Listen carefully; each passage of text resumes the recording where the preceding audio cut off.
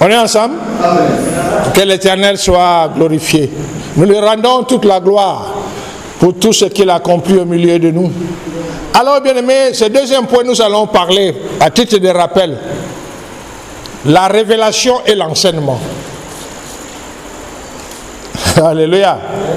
La révélation et l'enseignement.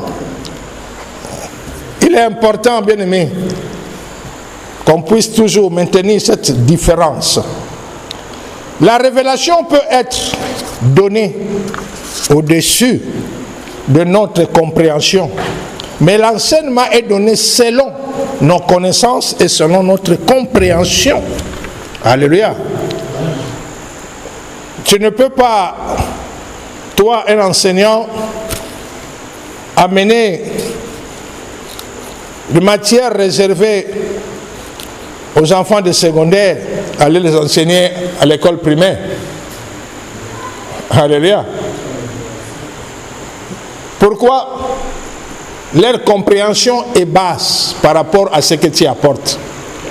Donc à tout moment qu'on se tient pour enseigner, on enseigne ce que les gens qui écoutent comprennent.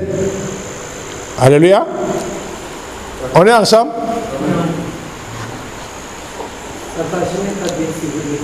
Voilà un enseignant.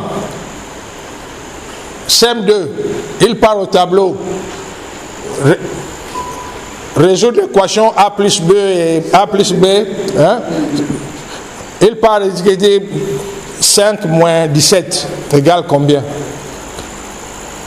Tu demandes à un enfant de CM2, 5 moins 17. On lui a appris que cela est impossible. Alléluia. On lui a appris que 5 moins 17 est impossible. Cela est à son niveau, c'est au niveau où il se trouve. L'enseignant connaît. Quand il enseigne les enfants de CM2, il leur enseigne les règles de base qui leur permet à leur niveau de comprendre. L'enseignement nous amène à comprendre ce que nous recevons. Contrairement à la révélation peut être au-dessus de notre compréhension. L'enseignement peut être universel, c'est-à-dire est à la portée de tout le monde, à la compréhension de tout le monde, mais pas la révélation. La révélation est souvent individuelle. Alléluia. Bien que la révélation que tu reçois, à l'intérieur tu auras un enseignement à tirer, mais cela est d'abord pour toi, pas pour tout le monde. Rappelons-nous. L'ange qui se présente à Marie. Alléluia.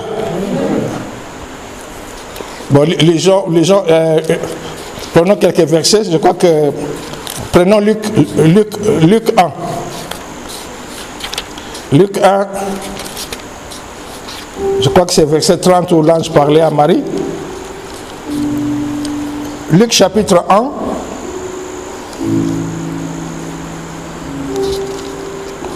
Au verset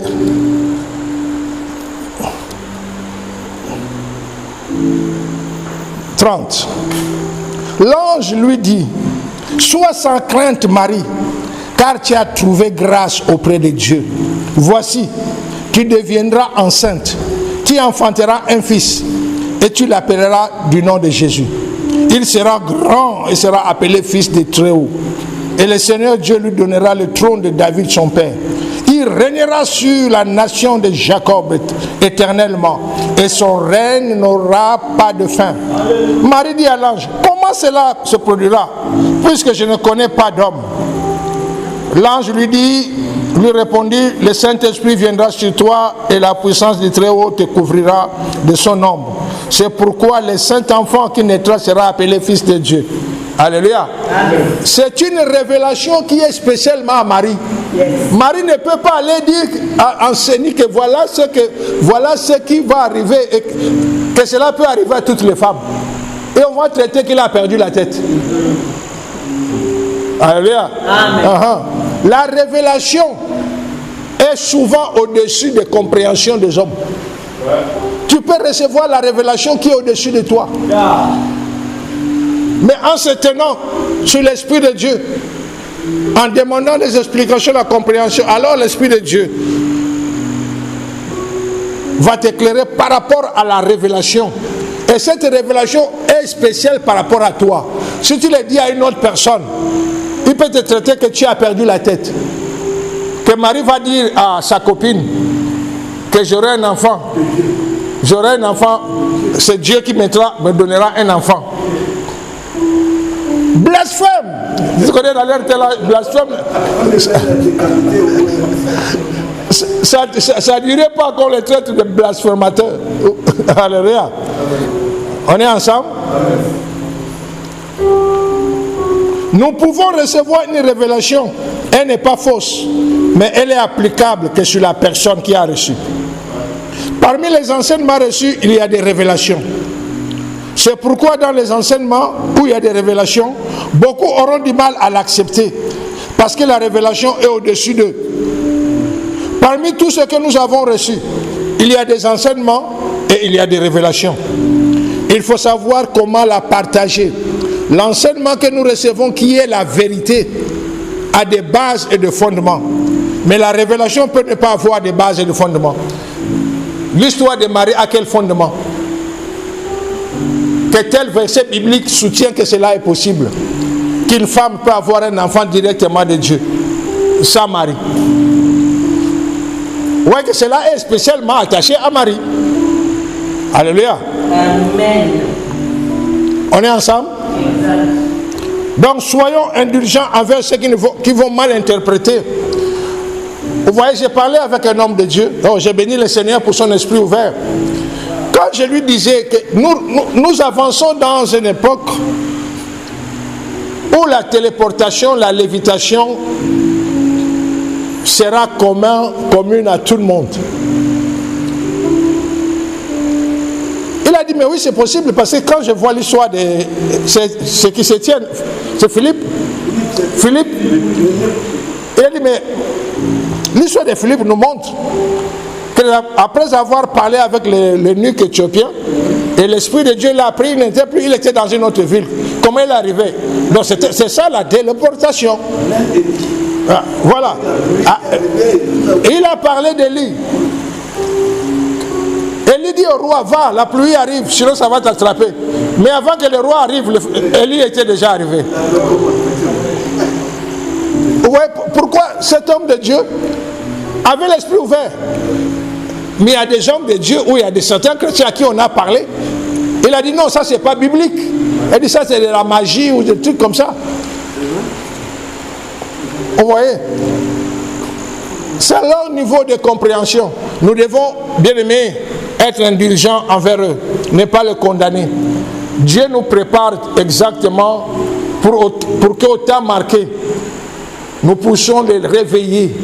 Quand ils vont nous voir faire et que nous allons insister que cela n'est pas surnaturel, que cela est naturel dans l'homme, de se léviter dans les airs, de marcher sur l'eau ou de respirer dans l'eau, de se déplacer à une grande vitesse, cela est naturel dans l'homme.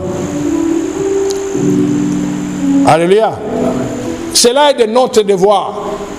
Tu ne peux pas, bien-aimé, la révélation que tu as eue, de faire de cela une doctrine. Cela te concerne ou concerne un groupe de personnes spécialement.